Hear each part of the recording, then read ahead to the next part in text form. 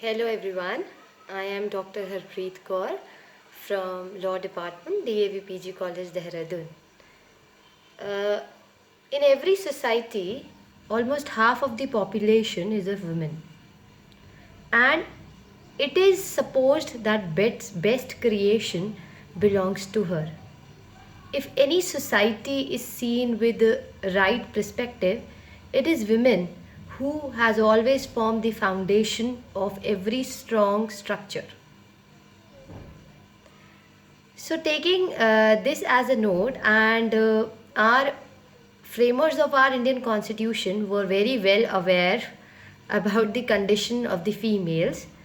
So, they have added so many provisions in our Indian Constitution related to women, out of which one is Article 14. If you talk about Article 14, it talks about equality. It says that states shall not deny to any person equality before law and equal protection of law. Further, this article is elaborated in Article 15 and Article 16. Article 15 talks about, Article 15 state that the state shall not discriminate while making any law on ground of religion, sex, place of birth, or race or caste. This clearly indicates that जो भी law बनाया जाएगा वो सबके लिए बनाया जाएगा, females and mails दोनों के लिए बनाया जाएगा और डिस्क्रिमिनेट नहीं किया जाएगा. बट वहीं आर्टिकल 15 सब क्लॉज 3 जो है वो बात करता है कि state can make special laws for females. So article 15 sub clause 3 जो है वो आर्टिकल 15(1) का एक तरीके से एक्सेप्शन है, और उसको ध्यान में रखते हुए बहुत सारे लॉज जो हैं वो स्पेशली फीमेल्स के लिए बनाए गए हैं और फीमेल को एम्पावर करने के लिए बनाए गए हैं, जिसमें से एक है मैटरनिटी बेनिफिट एक्ट 1961, जो कहता है कि अगर कोई भी फीमेल जो है 80 दिन से मिनिमम 80 दिन काम किया है जिसने एक इस्टेब्लिशमेंट में, उसको, और अगर वो प्रेग्नेंट है तो उसको मैटरनिटी लीव दी जाएगी for the delivery of the baby. 6 महीने की लीव, 180 डेज़ की लीव दी जाएगी और वो पेड लीव होगी. Not only this act also talks about जब वो दोबारा रीजॉइन कर लेगी तो उसको जो नॉर्मल ब्रेक्स मिलते हैं उसके अलावा 2 नर्सिंग ब्रेक्स दिए जाएंगे. वो बेबी को फीड कराने के लिए उसको 2 ब्रेक्स और दिए जाएंगे. तो ये 15 सब क्लॉज 3 में ये स्पेशल लॉज जो हैं उनको कोर्ट जो है वो वैलिड मानती है. वो ये नहीं कहती है कि ये लॉज डिस्क्रिमिनेटरी हैं. ऐसे ही एक और लॉ है डोमेस्टिक वायलेंस एक्ट 2005. ये फीमेल को डोमेस्टिक, जो भी फीमेल डोमेस्टिक रिलेशनशिप में है उसको प्रोटेक्ट करने के लिए बनाया गया है.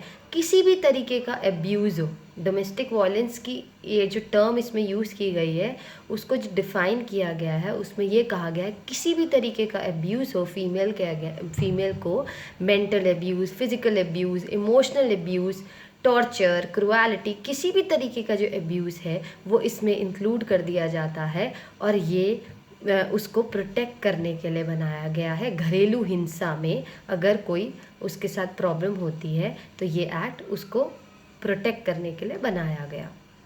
देन एक और एक्ट है आपका डाउरी प्रोहिबिटेशन एक्ट जो है 1961 का. ये क्लियरली कहता है डाउरी लेना या डाउरी देना इज़ प्रोहिबिटेड. आप ना डाउरी ले सकते हैं ना आप डाउरी दे सकते हैं. तो ये भी कहीं ना कहीं फीमेल को प्रोटेक्ट करने के लिए बनाया गया. ठीक है. देन अभी एक रीसेंट एक्ट जो आया था वो था sexual harassment of women at work place prohibition, prevention and redressal act जो था 2013 का एक्ट है, जो कि वर्क प्लेस पे अगर कोई हरासमेंट, सेक्सुअल हरासमेंट होता है उसको प्रोटेक्ट करने के लिए बनाया गया है, फीमेल्स के लिए बनाया गया है पर्टिकुलरली. जब ये एक्ट नहीं था मतलब it is not like that कि ओनली जुडिशरी ही अपना प्रोएक्टिव रोल कर रही है, लेजिस्लेचर ही सिर्फ लॉज बना रही है, जुडिशरी भी एक बहुत प्रोएक्टिव रोल प्ले कर रही है जुडिशियल एक्टिविज्म के द्वारा। जब कोई ऐसा एक्ट नहीं होता और ऐसा लगता है as law as society is not static, society भी चेंज कर रही है डे बाय डे और लॉ को भी उसके साथ साथ चेंज होना पड़ेगा। तो जब तक एक लॉ बनेगा, पार्लियामेंट में पास होगा, अगर कोई लॉ नहीं है, कोई ऐसी सिचुएशन आ जाती है, तो जुडिशरी एक प्रोएक्टिव रोल अदा करती है। वो भी अब एक कुछ गाइडलाइंस दे देती है। वो गाइडलाइंस तब तक वैलिड रहती हैं जब तक कि एक लॉ इनैक्ट नहीं हो जाता। उसी का ये एग्जाम्पल है sexual harassment of women at work place वाला। ये एक्ट आया है 2013 में, जबकि जो गाइडलाइंस थी वो जुडिशरी ने एक प्रोएक्टिव रोल अदा किया था जुडिशियल एक्टिविज्म के द्वारा। Vishakha versus state of Rajasthan का केस था जिसमें इन्होंने ये गाइडलाइंस फीमेल्स के लिए दे दी थी।